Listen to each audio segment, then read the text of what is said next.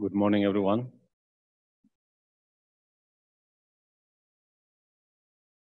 Again,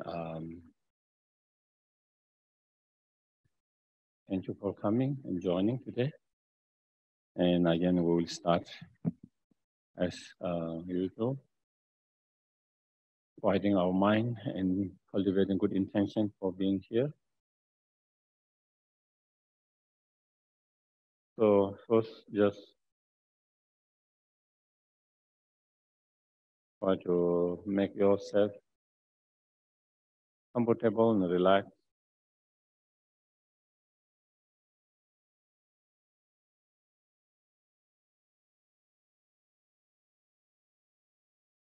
And feel the weight of your body on the cushion or chair.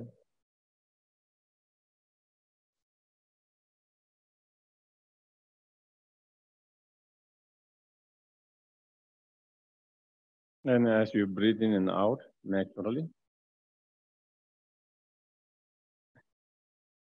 with your attention or mind, watching it mindfully.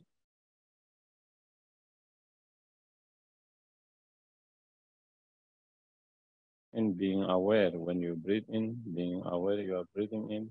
When you breathe out, being aware you are breathing out. So watching mindfully and being aware is simply just watching and being aware.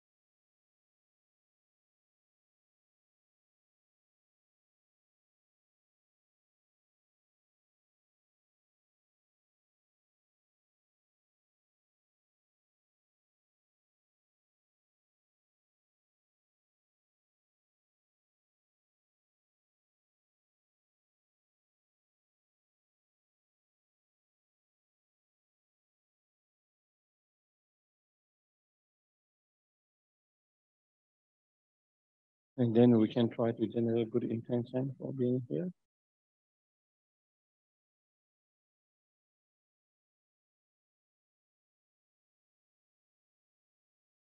For example, we can think the purpose of my life is to get as much benefit as possible to others, not only just oneself, but to others, directly, indirectly.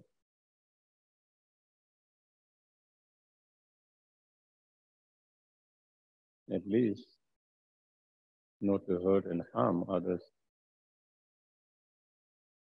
intentionally.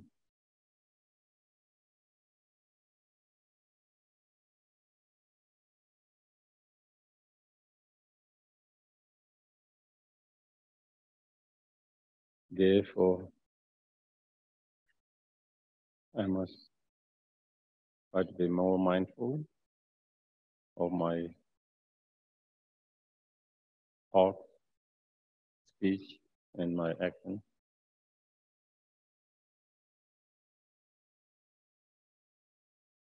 And try to control and refrain from any harmful, hurtful action, speech, and thought as much as possible.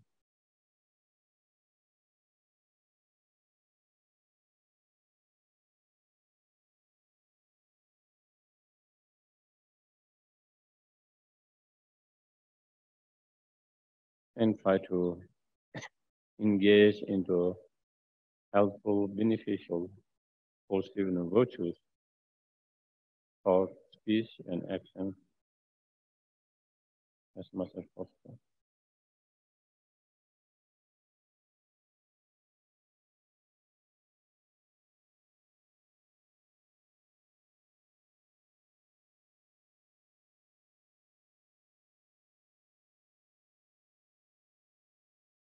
Therefore, I'm going to try to live my life as much as possible, to restrain and refrain from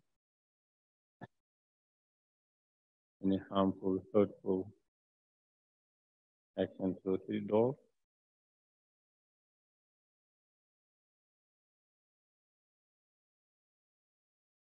and trying to engage in helpful and beneficial action through any of the door as much as possible.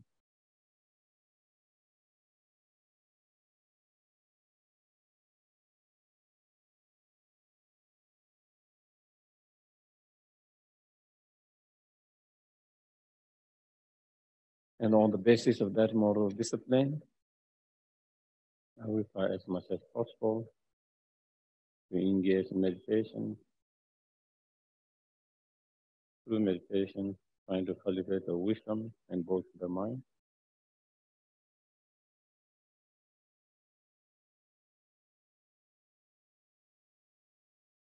In order to liberate oneself and all sentient beings from all our suffering and cause of suffering permanently.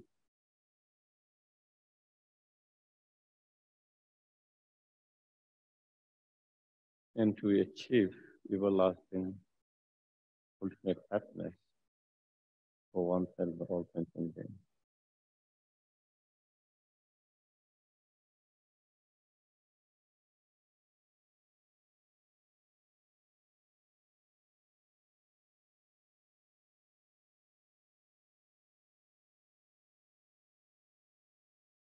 And may I ask coming here together to listen, to engage in discussion, reflection, contemplation. May all of this act as cause and conditions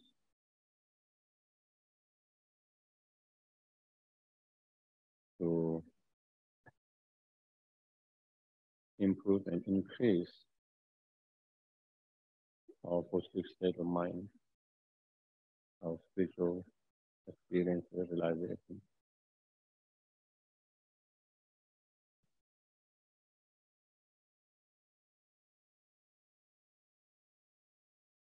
Become cause and condition to actualize our highest potential, fully awakened state.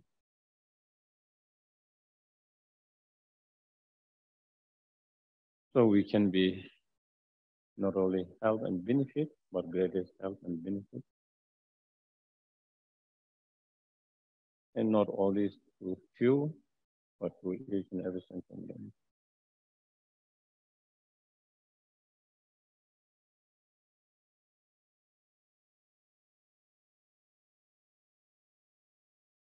To be help and benefit to not only who are nice and kind to us or others, but even those who make our life and others' life more difficult, miserable.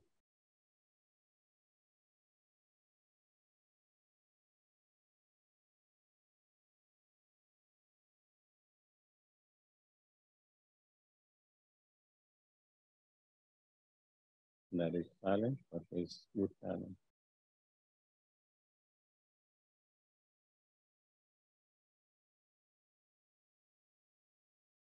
Okay. Can you hear there? Hear well? Yeah? Okay. Yes.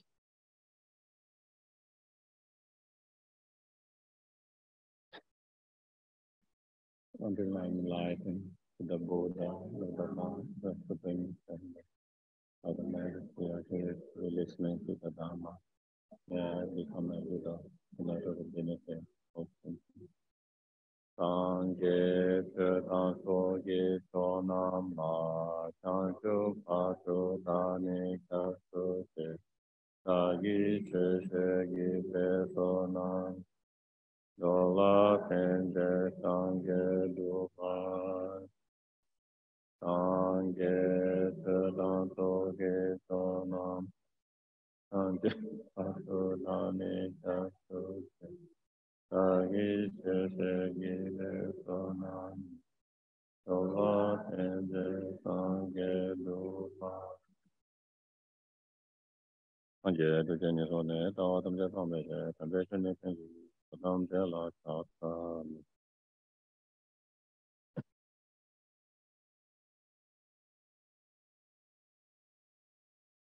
we have been studying this particular important text by Atisha, Light of the Lamb of the Path to Enlightenment. And within that sections, the initial or small scope practice, middle scope practice, and great scope practice. And we are in the chapter where we are in great scope practice. And in that practice, then it explains, teach the need and how to cultivate true love, compassion, and awaken the mind of both people. And once having cultivated that awakened mind of both people, then how to engage in the both sort of the practices, such as perfection, the practice of perfection, and and within that section, we spoke about the practice of generosity. We spoke about the practice of patience, joys, even virtues, as well as the practice of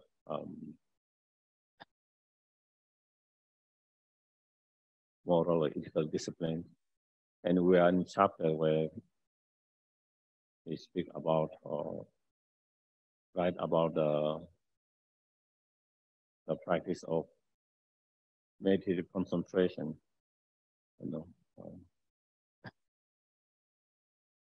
meditative concentration. And within that, he start with saying, how we need to have this karma abiding or meditative concentration or samadhi in order to be a great benefit to others.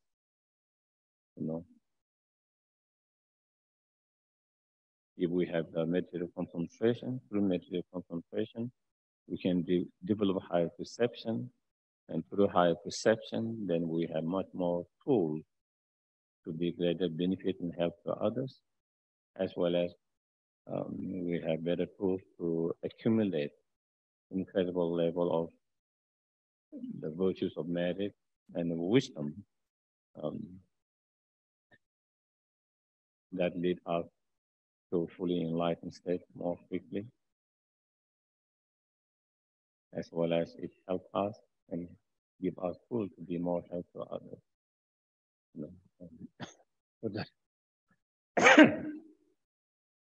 So,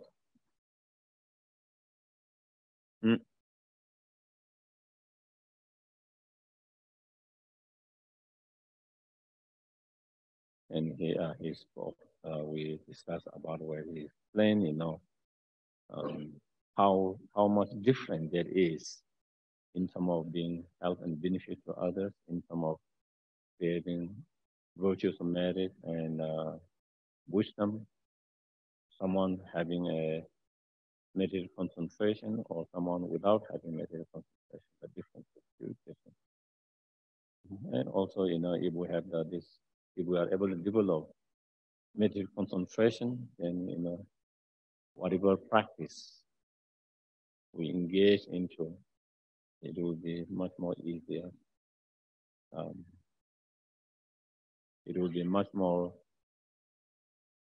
easier and quicker to accomplish our spiritual result. Because when you are in that meditative concentration, abiding, then you don't have the distraction.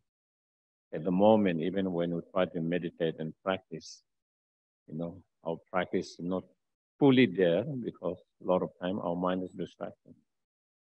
Either distracted or our mind, there is no clarity in our mind. There's no intensity in our mind, So due to lack of, either not having a steady mind because our mind is distracted, or even when have some steady mind, not having a clarity and intensity. So therefore, the practice does not become as strong and is much more harder to have the result, a spiritual result from our meditation practice. And so that is why we need to cultivate the native concentration and abiding. So that is where we are. So within that, so the benefit of cultivating the abiding. So that is, you can say the benefit of cultivating the abiding mind, or reason to develop abiding mind. Yeah. So we are in some of that. We are on that.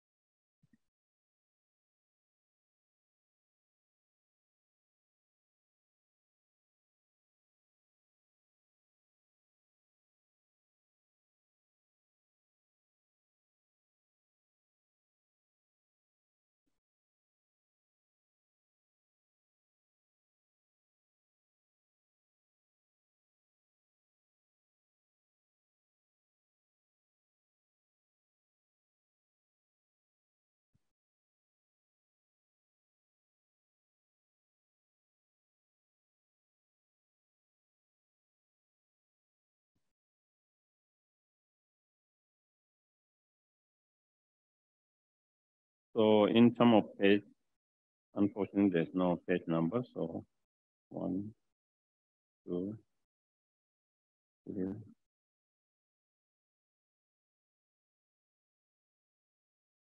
4. So yeah, I think it's page number 5, I guess. And the first verse in the page number 5, I think maybe we're on there.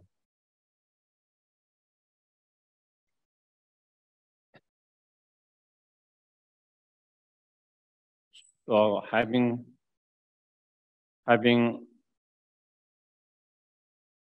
explained the importance of cultivating that abiding, or why we need to develop that abiding, then next is how to cultivate that abiding, how to generate that shamatha or samadhi or abiding mind, or meditative concentration,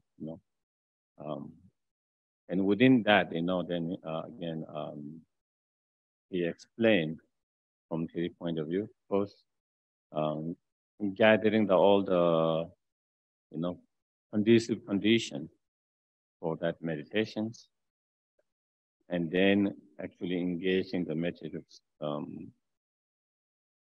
abiding meditation itself, and then the result of such meditation. So he explained more or less in 3 activities. In the first, he explained the importance of gathering the conducive condition, for your meditation to be effective, okay? For to develop abiding or meditative concentration, the importance of having all the right conducive conditions. If you don't have all the right conducive conditions, then even you might meditate for a long time, you might not have good results. It's just like in everything, in order to have a good result at whatever the actual program, you need to prepare well. If you have prepared well, then whatever you are trying to achieve when you actually engage in it becomes helpful. If you have not prepared well, then that's the same. If you are trying to plant, you have to prepare the soil and everything's good. If the soil and if you have not prepared all of that condition, then even you plant something, it will not grow well. So similarly, same with here. As long as the requisites for the shamatha are weak or incomplete, even if you were to meditate with a great effort for 1,000 years, still you could not accomplish samadhi. So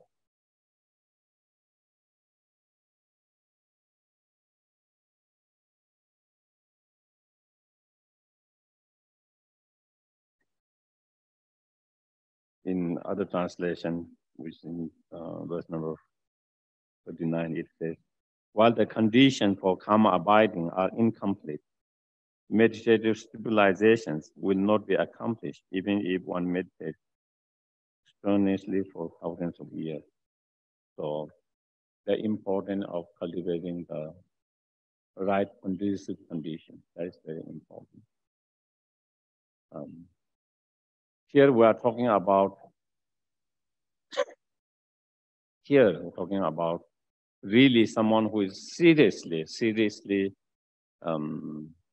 thinking and trying to dedicate themselves to develop shamatha or karma abiding, okay? For those who are trying to improve their concentrations, meditations, attentions, of course, maybe even without all these conducive conditions, you can still practice. But if someone is really dedicated to develop that, then those conditions are even more important.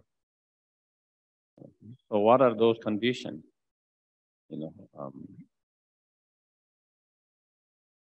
What are those conditions? So here, next one here is, therefore, maintaining the requests taught in the collection of Samadhi chapter. So,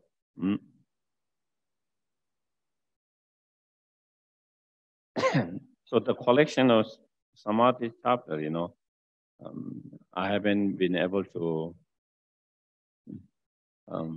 there seems to be kind of pretty different with the same titles by different masters. There's one by Atisha himself. There's other by other Indian masters. I haven't had a get hold of that text myself. But also you find in Asanga's, both are Bhumi's, he's writing, and Kamala Shila's writing on the stages of meditation. So in that you find some of the conducive condition that one needs. And so in that, one is, dwelling in a conducive conditions when you are meditating, quiet place.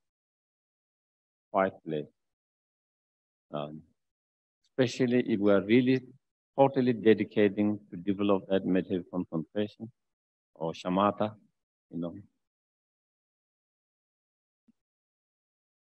sometimes it says even the sound of the wind moving, even the sound of the bird, even the sound of the river or waterfall, they can be a distraction. So the best if you have extremely quiet place. And that is when someone is really not like us now who are trying to just improve our meditation or concentration, do a little bit of meditative concentration. But someone who really wants to achieve shamatha, samadhi, then one has to go and find such place and dedicate for how many it might take. It might take many months just meditating on that. It might take years, you know. It depends on individuals, you know. And so, you know, conducive, very quiet place, you know. And I won't go through all details, you know, there are 5 qualities of such places, you know. But the main thing is conducive, quiet place. Conducive, quiet place. That is the, you know,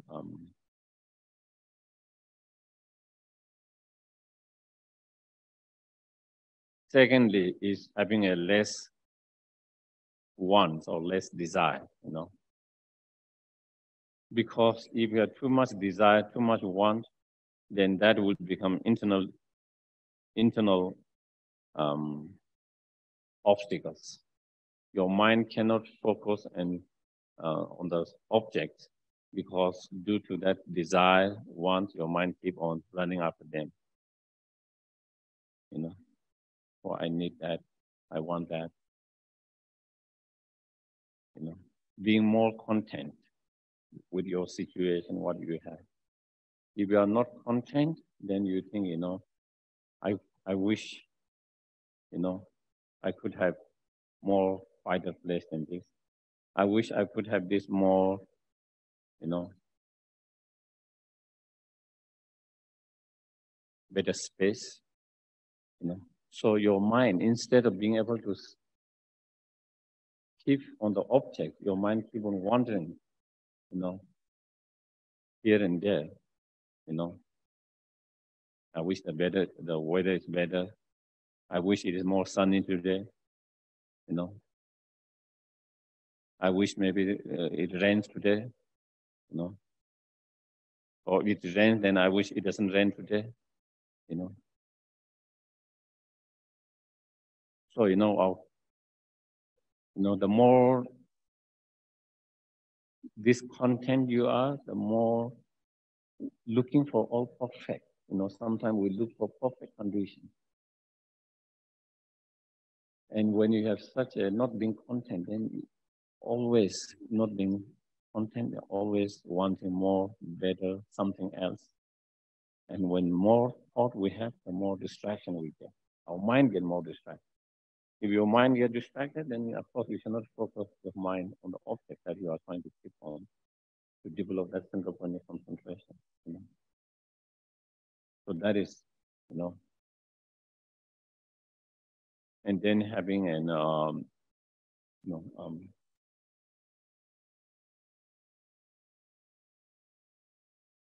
trying to have more pure ethic or moral discipline, the practice of more ethic and moral discipline,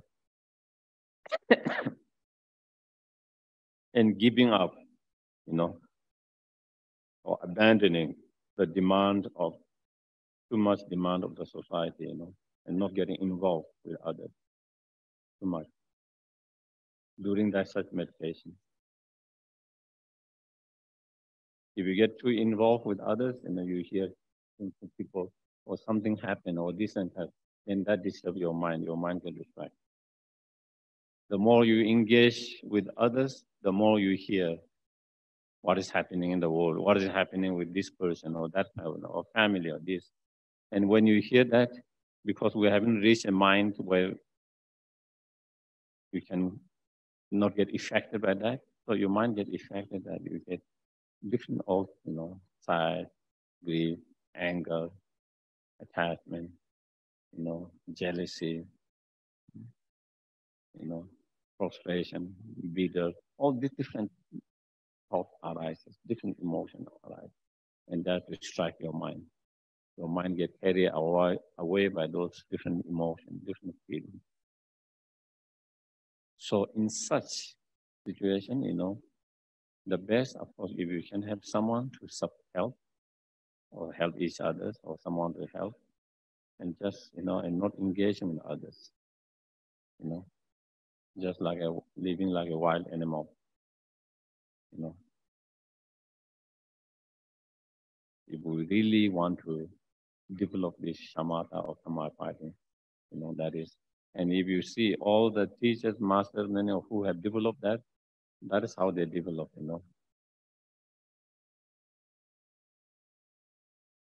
With other practice, like let's say meditation on loving kindness, compassion, bodhicitta, or even emptiness, you can still develop those realizations without having such condition. While living in this world, in that busyness and with all, through meditation, you can still develop those realizations. But karma abiding shamatha, it requires very such condition. Okay, for karma abiding or samadhi, it requires such condition. So it is a, so that is why. And then not having too many thoughts, not having too many thoughts. The more thought you have, the more distraction it is.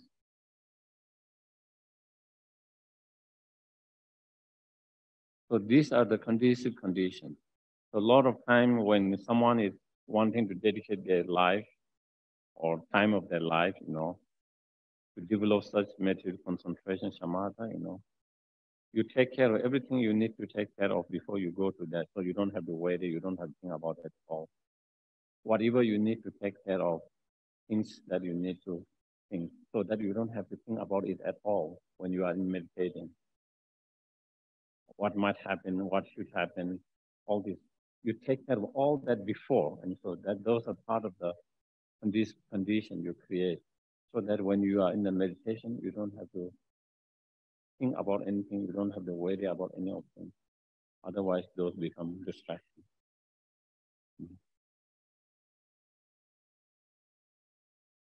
So those are the conditions, okay?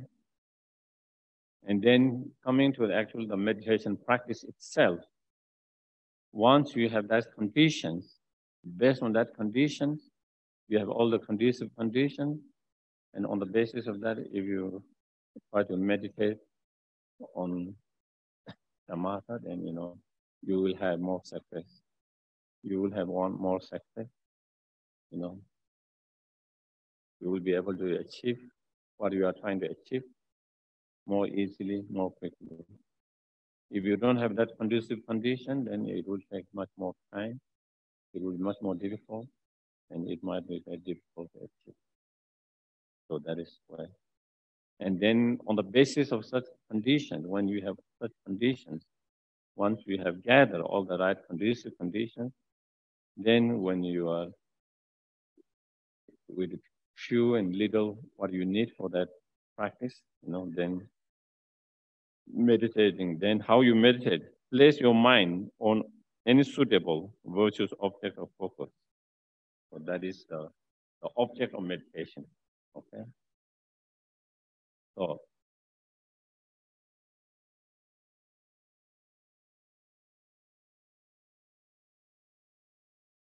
here, of course, it says virtuous object of focus. If the object of your meditation is virtuous object, of course, that would be even better. But to achieve karma abiding shamatha, the object doesn't have to be a virtuous. It can be any object. Okay. If your motivation just to achieve karma abiding or shamatha, then object can be external, internal.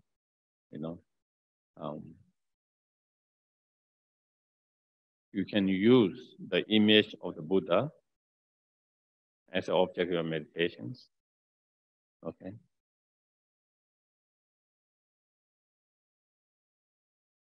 Or you can use any other image. You can use image of flower. You can use image of a light, whatever, doesn't matter, just to achieve the shamatha itself. Or you can use internal object. You can use your breath as an object of your meditation. You can use your nature of the mind, whether it's a conventional nature of the mind, or you can use the ultimate nature of your mind as an object of your shamatha. Or you can use even other mental state, loving kindness, compassion, bodhicitta. You can also use those. So to develop that, you can use any object.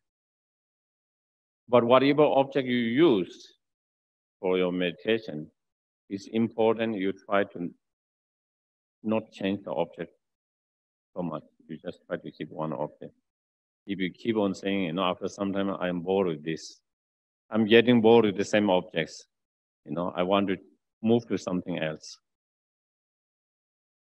And you can move to some other objects and your mind might be a little bit, not bored and excited.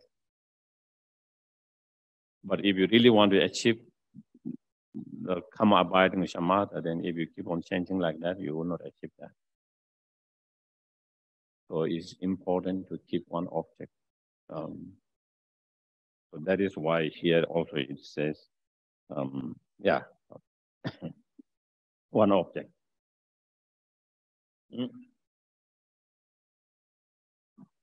Here is any object or any object, but that is one object. Even though one can use any of those external, internal objects, but it is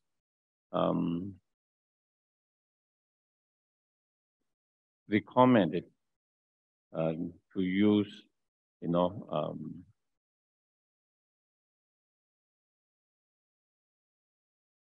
the objects of the Buddha's image in many of the teachings. In the King of Concentration Sutra, Buddha explains a bodhisattva is concentrated when his mind is engaged in the meditative object. That is the golden body of the beautiful protector of the world. So in that sutra, so Buddha, explained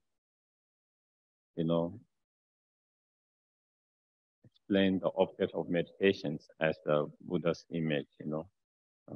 Similarly, you find in Kamala Shilas, where he says he or she should fix his mind on the body of the Buddha as he has seen it or heard it described. If you have pictures or tangas or statues and you have seen it, or if you have not seen it, your teacher, someone describing how it looks, what color, what posture, so on. So, but whatever, so trying to use that as object of meditation.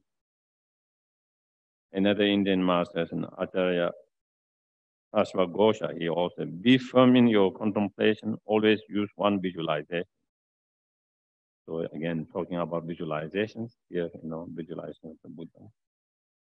With many visualization and successions, your mind will be excited by delusion. So here, as I mentioned, not to change too much objects.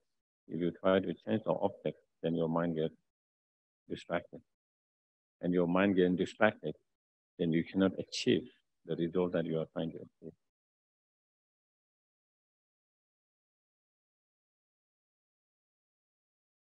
And even though you can use, the image of flower, for example, as the object of your meditation, if you use the image of Buddha, there's extra benefit. Not only you can achieve shamatha by using that object, whether you use flower or, for example, a flower of Buddha's image, in terms of achieving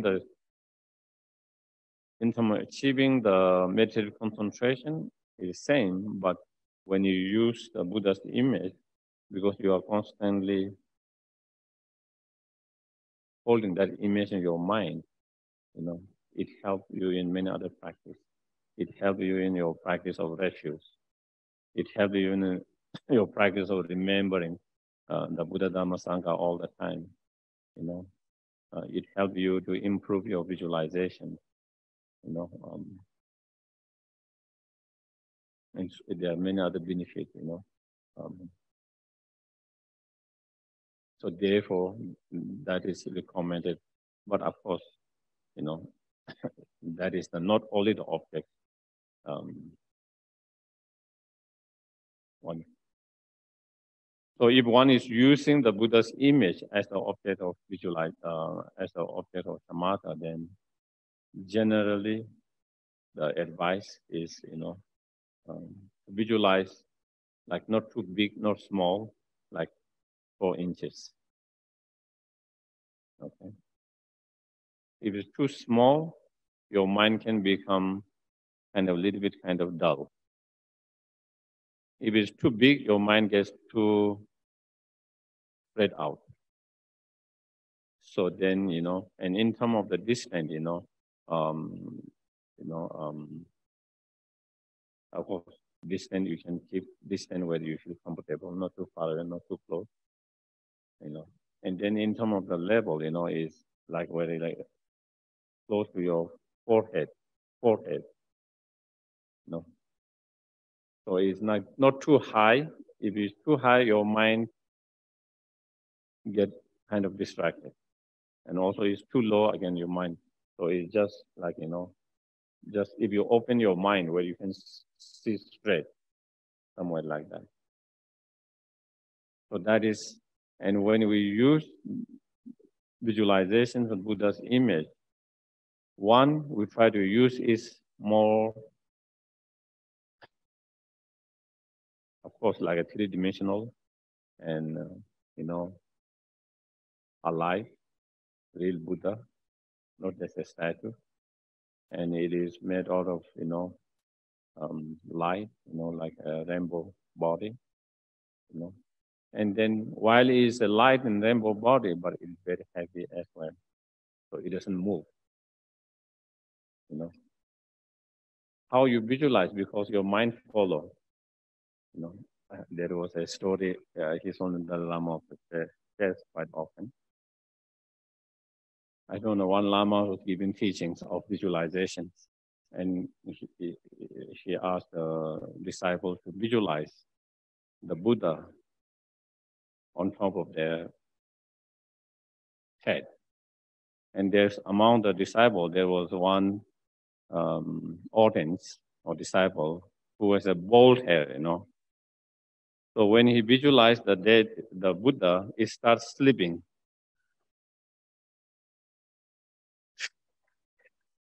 In his mind, it started sleeping.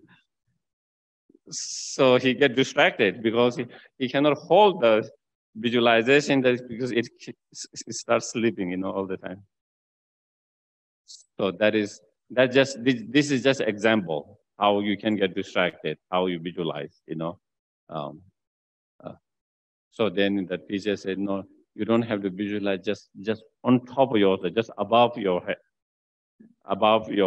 head, So anyway, but what I'm saying is, if we think it's very light, then again, there's danger is keep on moving, And then if we keep on moving, then it becomes a distraction, Because if you move, then your mind follow that movement, So you want to visualize something so heavy that it cannot move, it's always there. At the same time, it's kind of very light in transparency, okay? Light in sense transparency, So like a, light beaming so that helps, because if you visualize it transparent and more like a light, then it awake you up, your mind, it helps you from being dull, okay? And if you hold that visualization step, not so light that it keep moving, but very stable, then it helps your mind to be more steady. So to develop meditative concentration, there are 2 qualities. We need steady mind and clarity. Clarity and steady. It needs both of them qualities to develop karma abiding or shamatha. Steady and clarity. And therefore, when you visualize, if you are using a visualization as an object of meditation, then one is by visualizing in light, it helps you from not being too dull. And then by visualizing and holding is very heavy, then it helps your mind to be more steady.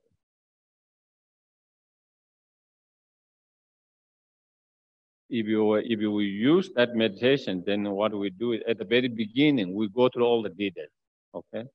From the top of the Buddha's visualizing, from his crown, what do you call, pinnacle, Ushnisha, and then his hair and his face, and then you slowly go through skin and go through all his body, posture, everything, color, everything, all the details at the very beginning.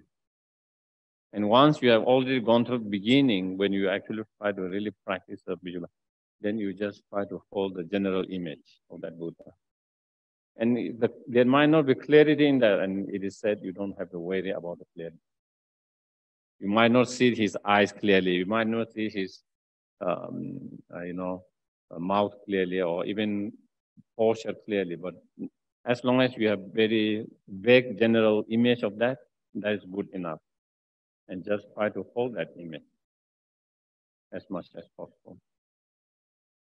Just hold on that image. And then maybe when you're ending the sessions, then you can do again one more detail to have little clarity. But the main focus at the very beginning is to have that stability, steady mind. And so therefore, whatever a vague general image you find, you just hold on that. You might have just a shape enough, but you don't see any detail. That is good enough. That is good enough to hold on that image and try to keep your mind focused and steady, keeping that image steady as much as possible. So that is, and then, the clarity will come later. And once you have steady, then you can develop clarity. Also, it will come more naturally, easily. Also, you can develop the clarity later. But first is to have that steady object. Your mind being very steady, stable in regard to that object. So that is the object that you can use for.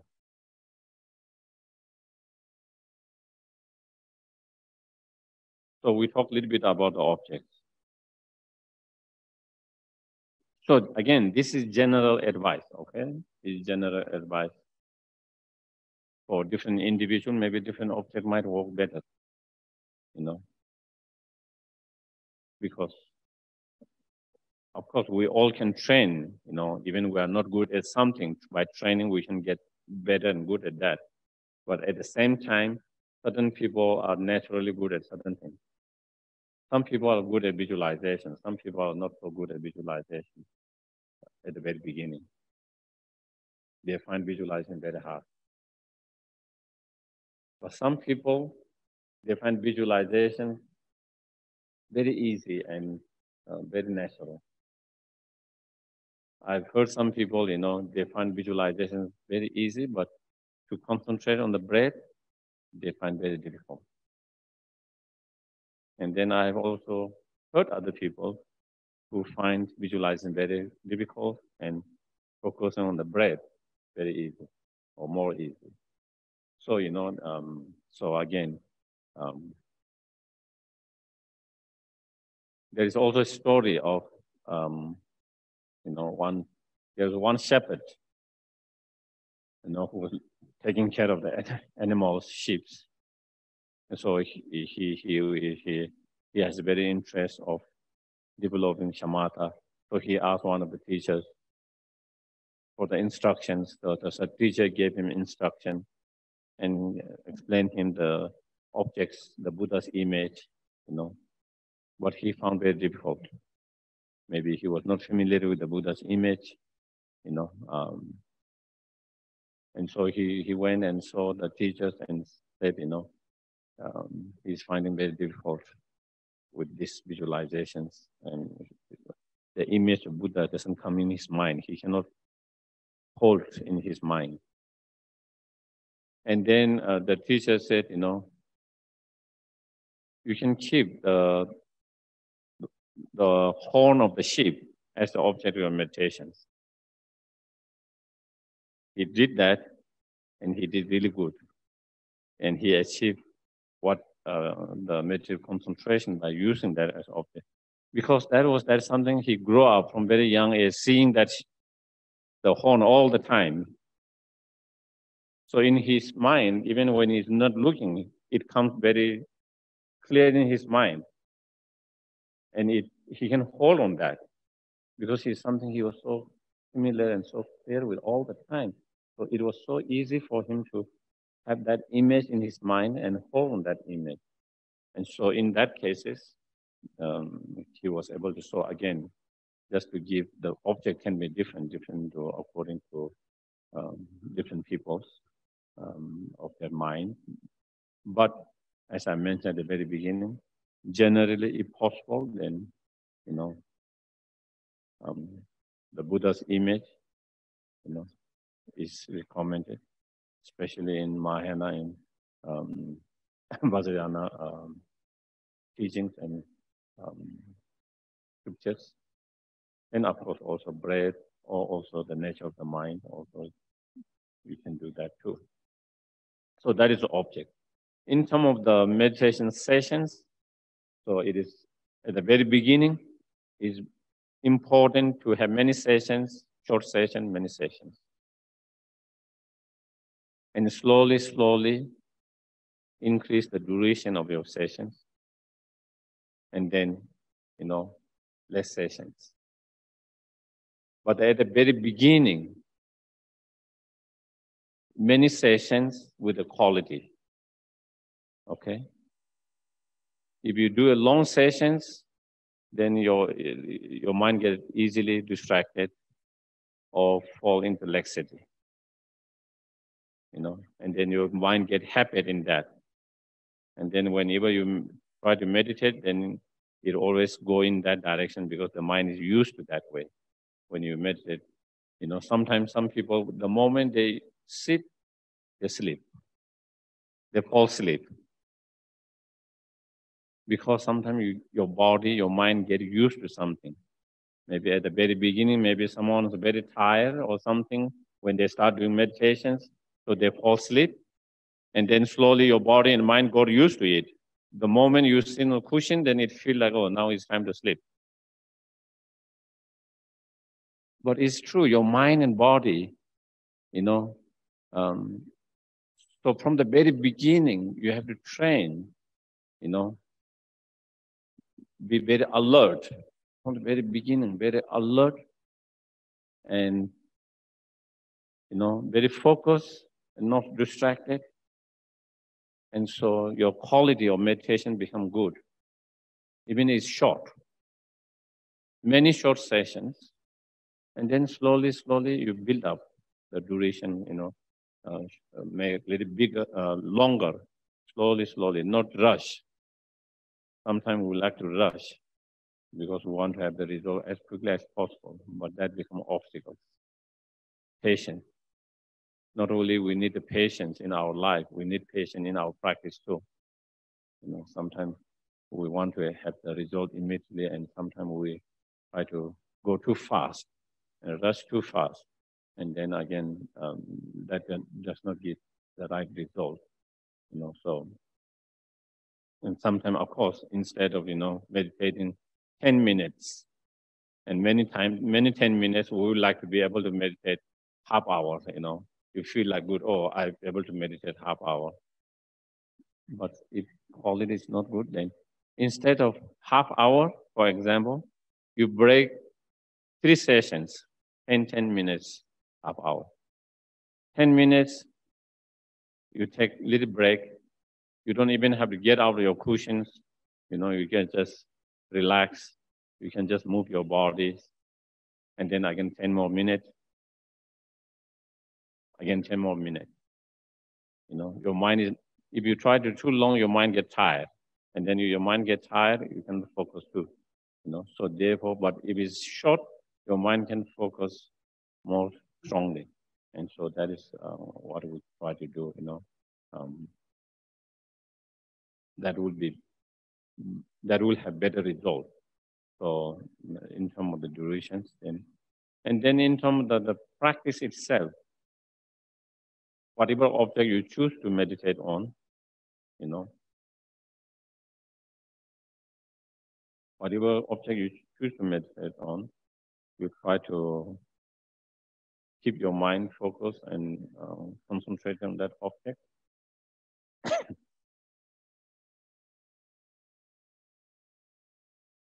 Without distraction and without dullness or laxity. These are the two obstacles to achieve samatha. And thereby you use the mindfulness and introspection or vigilant mind in your practice. That is the main practice, main tools of the practice you apply is the mindfulness and vigilant or introspection mind. So again, if you are trying to develop meditative concentration, posture, body posture is important, so the 7 or 8 body posture, and most important to have the stretch spine or back, that is very important. If you are very straight, you don't fall asleep.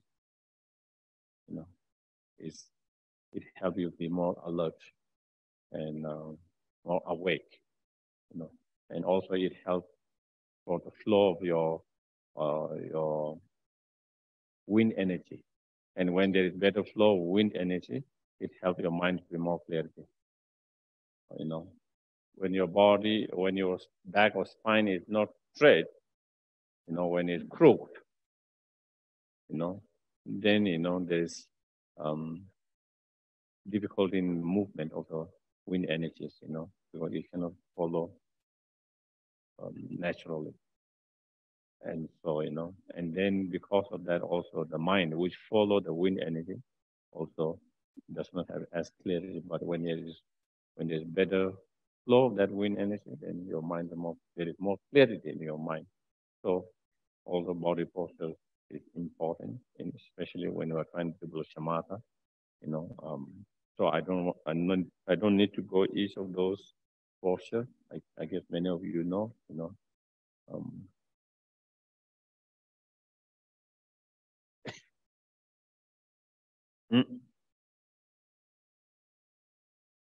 And once you are in that, and also in the cushions, if there is cushions that is back a little bit higher, then again that also helps. To keep more straight, back and that. And maybe cushion not being too soft. If it's too soft, maybe you might fall asleep again. Too comfortable. So it shouldn't be too comfortable, also too uneasy, like everything. If it's too hard, then again you can the pain and you might struggle with that, it's too hard. You start to feel pain and all of that. Again, that becomes another obstacle,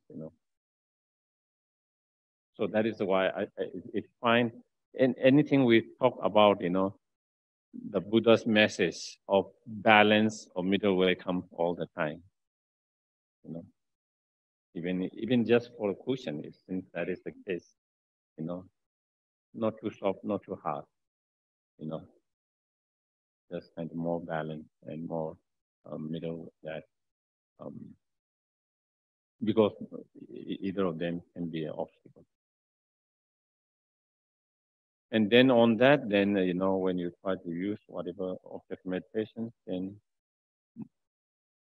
mindfulness is to hold your mind be holding on the object, whatever object your mind is holding on that object.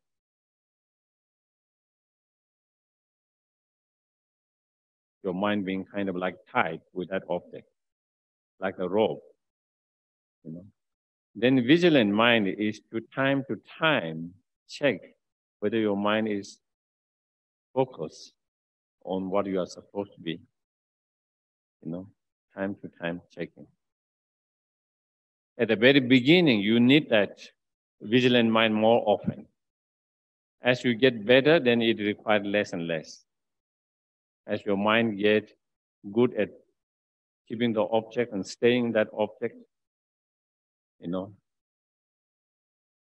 it's like I don't know whether you are training a children or a cat, maybe when they are not used to something and there is mistake making them doing something, you have to watch much more. As they learn not to do that, then you don't have to watch so often because you still need to watch full, but you don't have to do so often because they make less mistake of that. And slowly, maybe you don't have to watch that because they will never do it. Similarly, introspection mind or vigilant mind at the very beginning, we use more often. And as we get better, you use less and less. Because as later, when you are able to focus with your mindfulness and keep your mind to the objects without being distracted, without being dull, if you do too much checking, then it becomes obstacles. It becomes an obstacle. If you do too much checking, then your mind gets again distracted with that. So you don't want to, but at the very beginning, we need to do more of that. And then slowly, as you make progress through the 9 stages of meditations, then as you come to the, stages 7, 8, 9, then less and less, and then eventually you don't require that.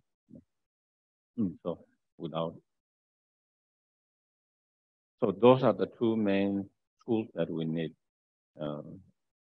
in meditation: mindfulness and vigilance.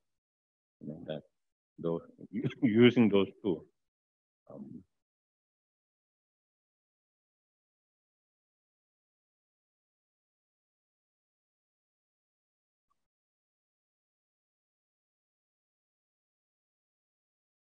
And of course, there are many different levels of distractions, gross, subtle, more subtle. There are many different levels of dullness or laxity, gross, subtle, more subtle level.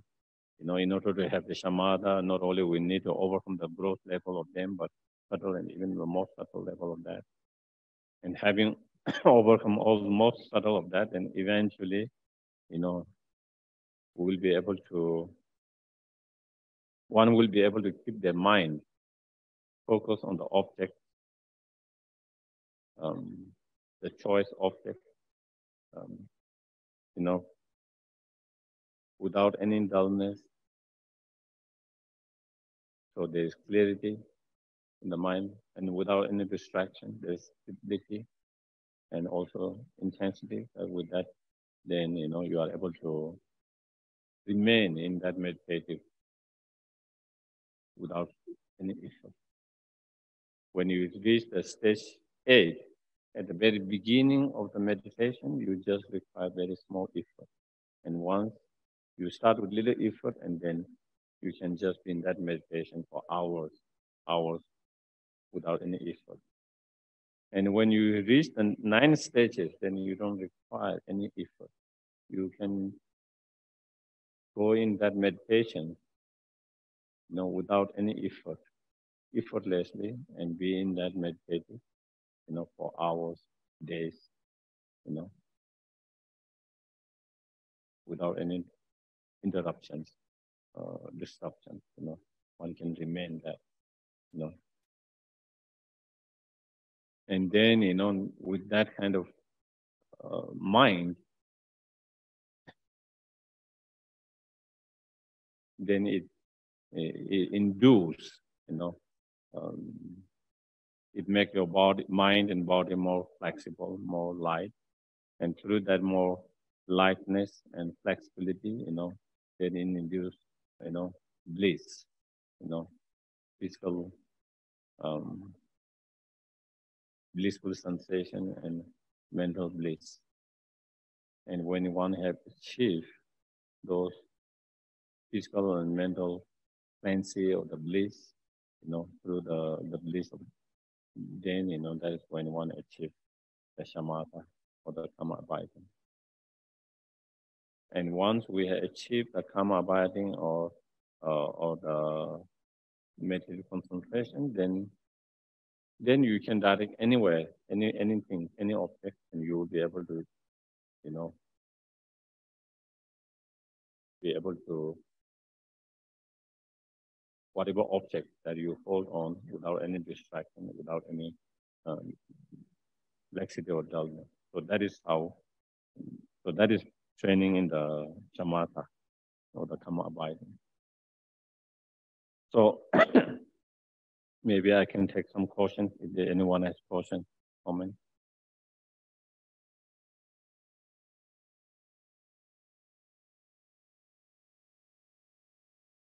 Anyone? Yes.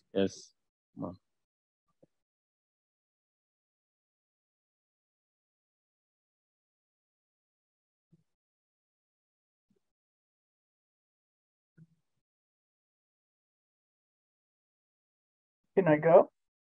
Oh.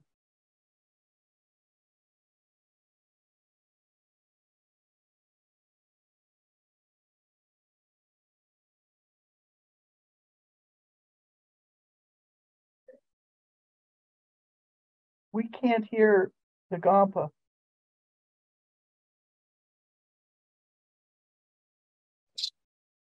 Can you hear me in the Gampa? This is a very Just ignore it. cool adventure. And for me, the key was to do whatever it took, you know. I mean, if it takes doing it in the middle.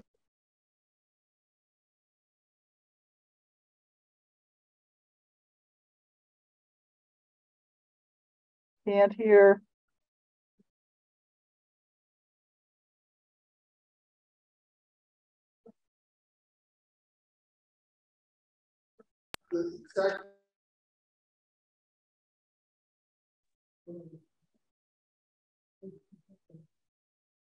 That mic isn't working properly.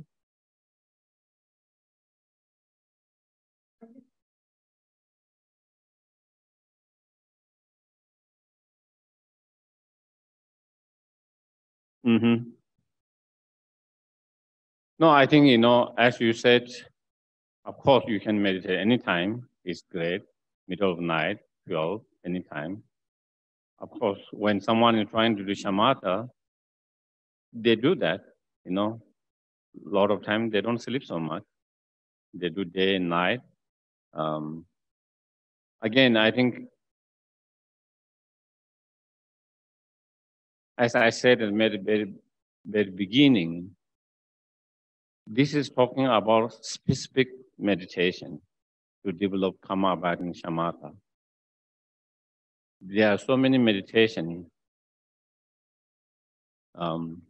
So again, as I mentioned, to develop love, compassion, bodhicitta meditation, as I mentioned, we don't not necessarily require all these conditions that is described. Also, the stages of meditation that is speak about 9 stages of meditation, it's not exactly in that way, But here we are talking about very specific meditations, and that is how it is explained and described in both Pali traditions and Mahayana tradition. 9 stages of meditations is both common meditation that is described in Pali tradition as well as Mahayana traditions, and all the Mahayana traditions. So that is how it is described in order to develop shamatha. So that is how it is. But of course, everyone can explore their own meditation. Anyone can try their own things and figure out themselves. But that is how it is described by those masters, and it's just sharing that. Yeah. Okay.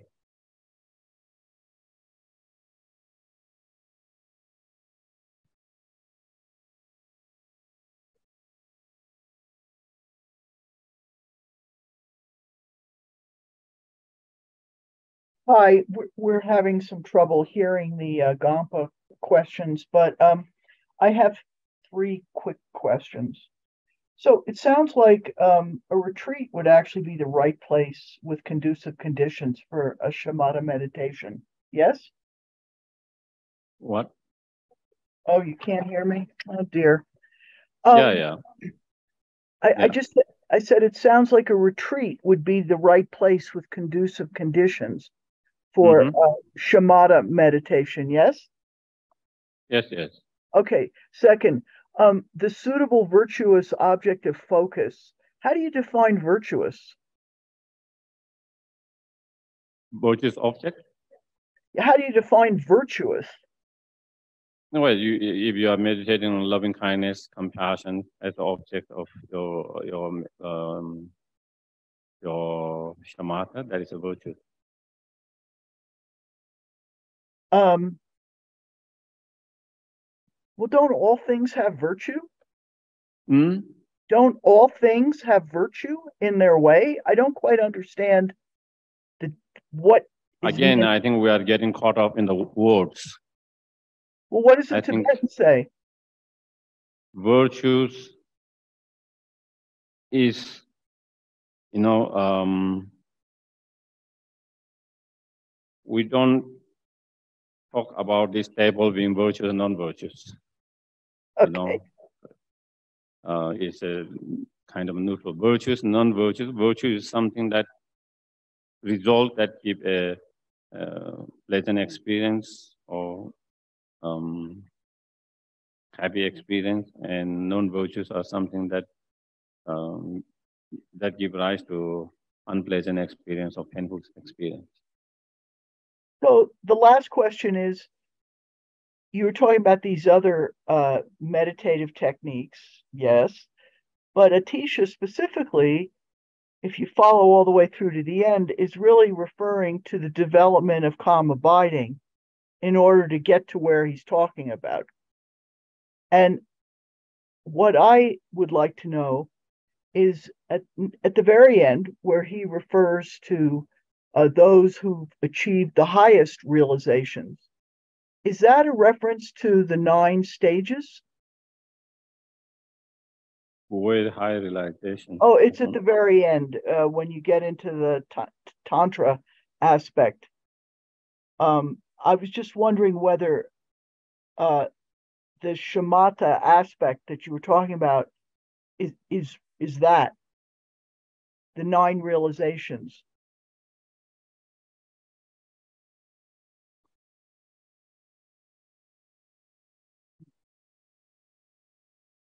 No?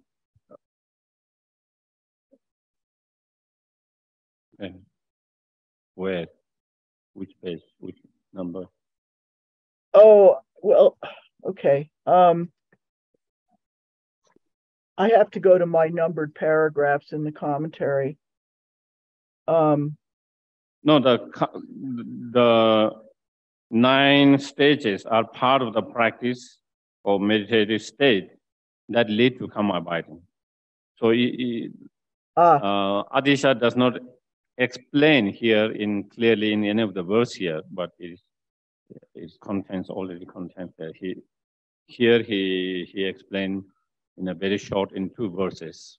But if you study the others, Kamala Shila's and others writing, then you will find more detail or materials writing of those 9 stages and how to develop the Kama Abiding Shamatha. Okay, so I'll save the highest realizations aspect to later on, a few classes from now. So now I understand the difference. Okay, it's fine. Thank you. Okay. Yes, Didi.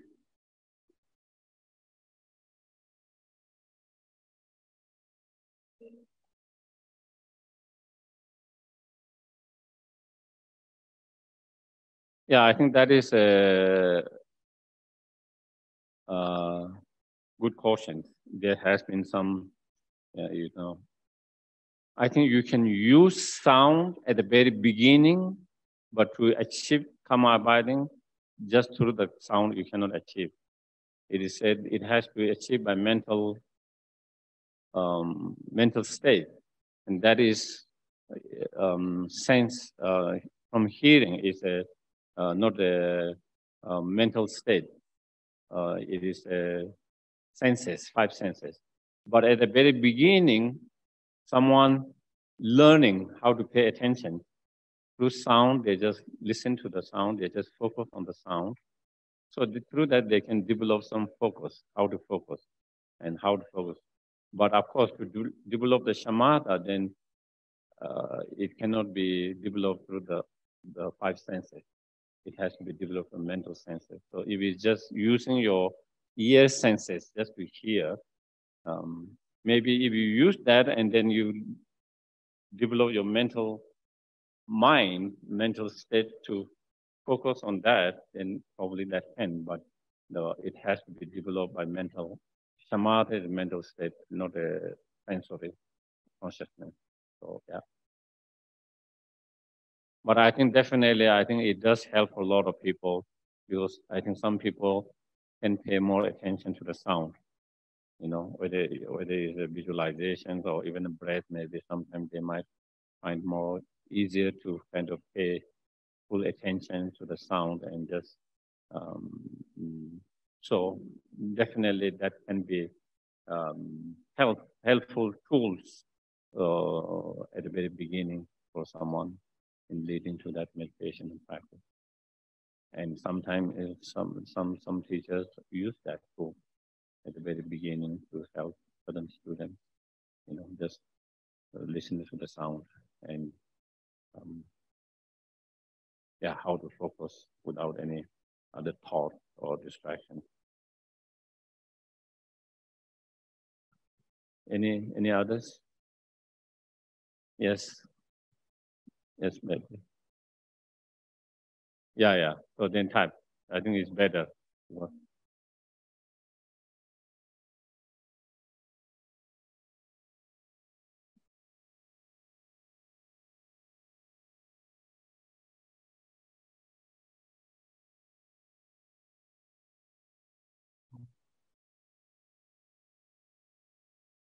No, it's just focus on the feeling of the compassion if you are using that.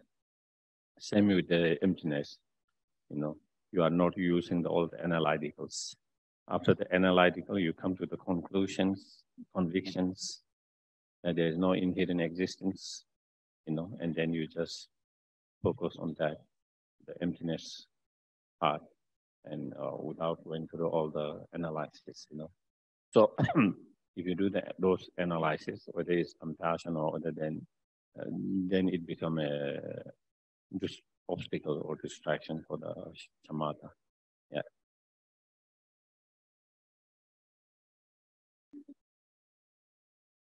Yes, Mark.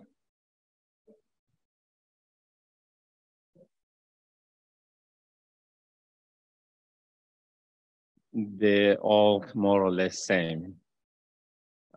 In Tibetan, shamatha is something. Samadhi is Tengizin. Calm abiding is Shine. Sometimes they have different words because of. It is just like there are four synonyms for the consciousness and mind and awareness.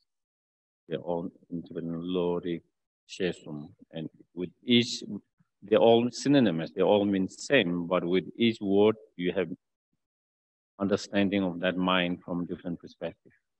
And similarly, sometimes there are words like that yeah.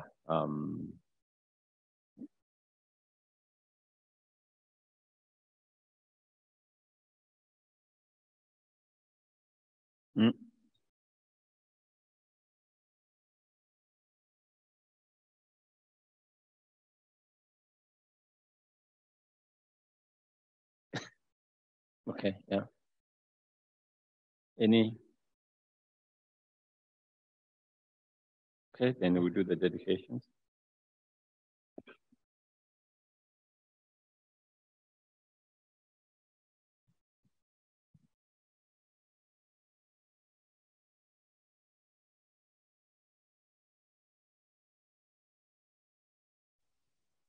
Stella, could we please have Shati Deva's prayer?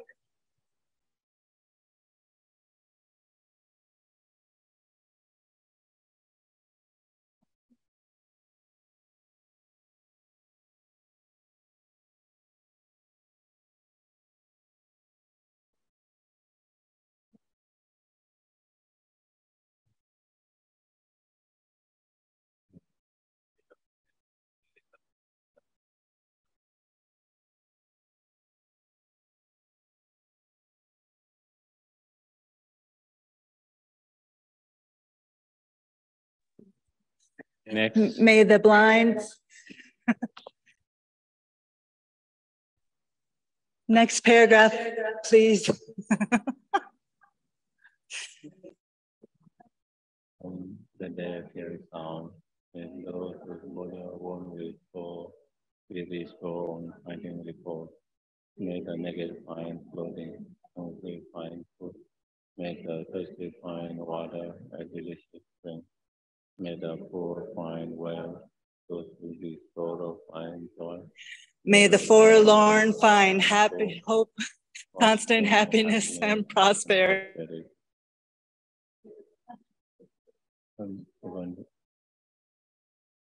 May the timely rains and bountiful harvest. May all medicine be all medicines be effective and wholesome prayers bear fruit. May all who are sick heal, quickly be freed by their ailments. Whatever diseases there are in the world, may they never occur again. May the frightened cease to be afraid, and may those bound be freed. May the powerless find power, and may people think benefiting each other. For as long as space remains, for as long as sentient beings remain, until then, may I too arrange to dispel the miseries of the world. Thank you very much. Thank you, everyone. Have a wonderful day. Thank you. Thank you, Geshe. Thank you, Geshe. Thank you, everyone. Thank you.